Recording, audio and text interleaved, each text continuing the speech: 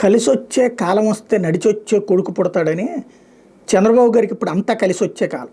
ఒకటి 93% strike rate, రెండో పక్కన లోకేష్ అందొచ్చాడు, కాబోయే ముఖ్యమంత్రి అవుతున్నాడు. ఇవన్నీ ఒక ఎత్తు. కోర్టులలో కేసులు 1 by 1 ఎగిరిపోతున్నాయి.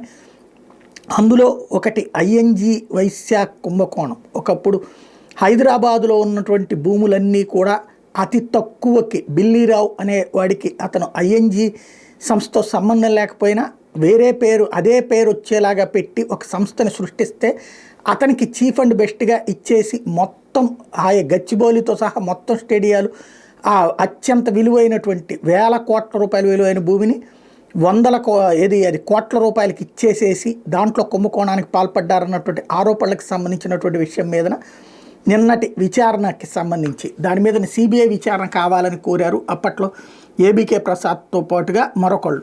ఆ పిటిషన్ని నిన్న తెలంగాణ హైకోర్టు కొట్టేసి, రెండో వైపున సుప్రీంకోర్టులో కూడా చంద్రబాబు గారికి ఊరట లభించిందని చెప్పాలి. సుప్రీంకోర్టులో వచ్చేటప్పటికి ఏదైతే గతంలో ఆయన మీద వేసినటువంటి కేసులకు సంబంధించినటువంటి సుప్రీంకోర్టు కూడా పక్కన పెట్టేసింది. ఓవరాల్గా అన్ని అంశాల్లో కూడా చంద్రబాబు గారికి అయాచితమైన ఒక రకమైనటువంటి అదృష్టం లభించింది.